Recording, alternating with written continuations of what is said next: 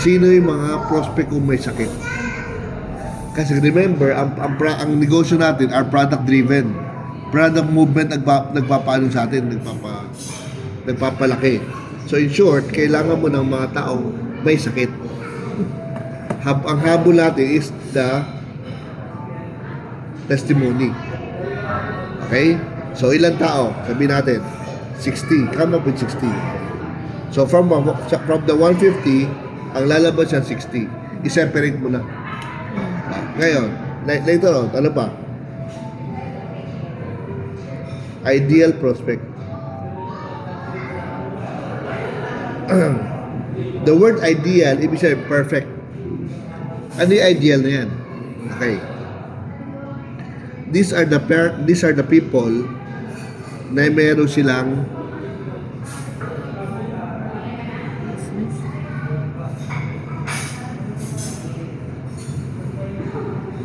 business minded.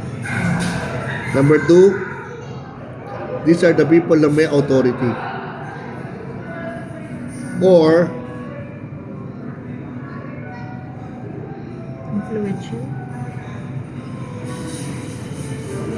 influential. Okay? Ano pa? GCS, good communication skills. Para mabilis sila makarelate sa tao. Ano pa?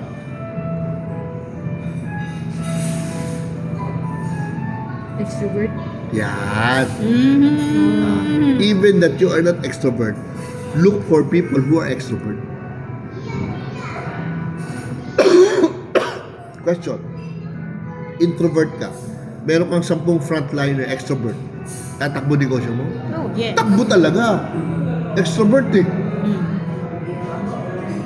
Eh kada isang extrovert, 1,000 kakilala. Oh God. Sabog. Sabog ang ano. Look for people na merong, Needs. and lastly, look for people na may financial means. Wag lang needs, may financial means. Kasi pag walang financial means, wala siyang capacity mag-pay in. So what's the use talking with them? Diba? Hindi ka na nag-charity. Nagne-negosyo ka.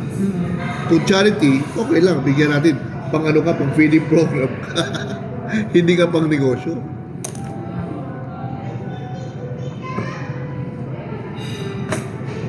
Guess mo ha?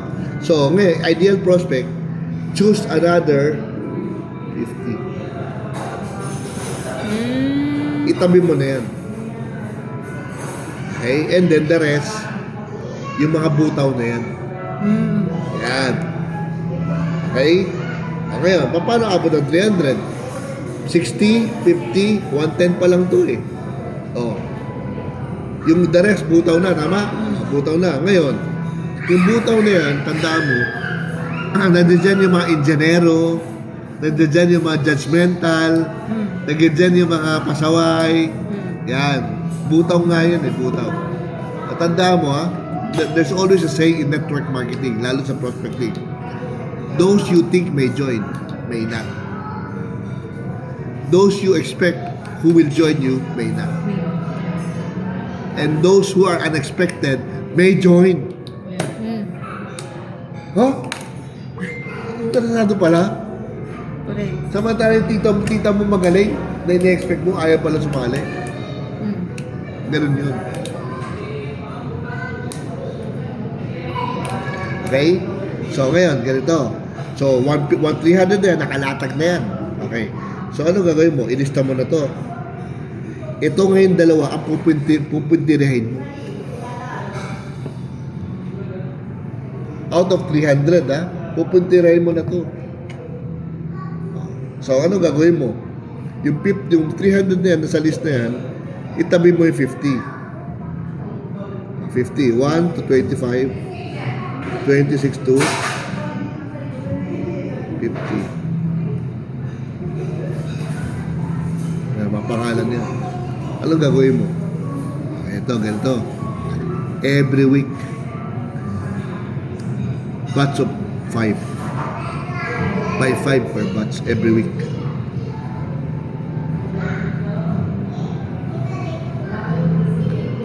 Every week, kailangan nasa kalendaryo mo na yan. Invite them. Kasi kung sila, kung nakategorize mo silang ganito, malamang, tanda mo, mas mataas lagi ang batting average mo. Kasi ideal sila eh. Hindi sila latak eh. Hindi yung nakita mo sa tabi, uy, ito, kaibigan ko to. Tara, halika dito, mag-McDo tayo, present ko sa'yo business. Hindi ganun.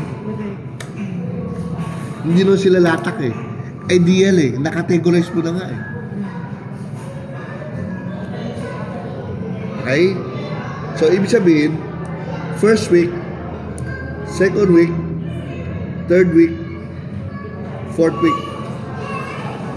By the time na umabot yung fourth week, nakailan ka na?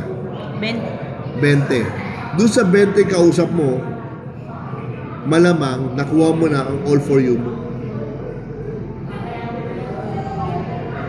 Baka naka times 2 ka pa. Bakit? Kasi ideal nga eh.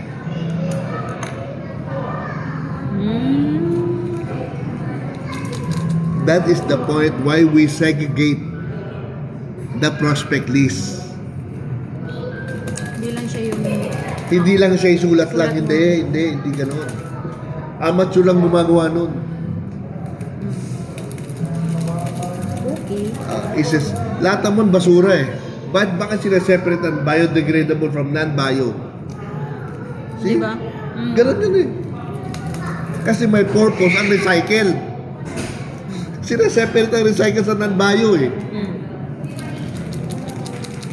Tama, mali. Tama. Malaking tama. Ayan. Okay. So para malaman mo na hindi mo pinagtutuusan ng oras yung mga walang kwenta. Kasi in your mind, alam mo, itong mga to, may kwenta to eh. May capacity, may malaking bahay, may capacity to may clinic, open-minded, may negosyo. Ayan o, yun o. Daming kilala. Oh. Active sa Rotary Club. Ayun, mga yun o. Pasok na tayo ng Rotary. Joke na. Mama mo, maraming kilala sa Rotary yan. Maraming Rotary dito, Kawanis. Oh. Kiwanis. Kiwanis. Kiwanis. Oh. Si mami mo, di ba? Oh, di ba? Kiwanis, ang dami dyan. Dahil member niyan. Daming mga mapera. Oo. Tanda mo, ang mga mapera, they know the principle already of being a wealthy person. Bakit? Ang taong may pera, automatically, they always exercise generosity. They give blessing to get back blessing. Alam nilang principle. That's why sumasali sila sa mga ganyan. Yung mentality nilang ano. Yung mentality nila. Yes.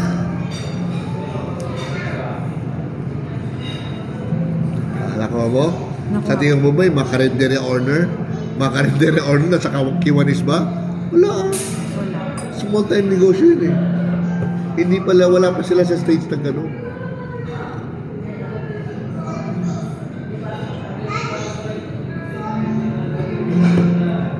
Lions Club. Eagles Club. Oh. Dami. Rotary Club. Dami. Dami civic organization dyan. Mapipera mga yan. Lahat yan nakatira sa subdivision. Di ba ano yan? Sa Rotary po, o sa Kiwanis, nag-donate sila. Nagdo-donate yan, Humanitarian mga- services. Humanitarian purpose yan. And kung kaya nila magbigay, ba't hindi na kaya mag-invest?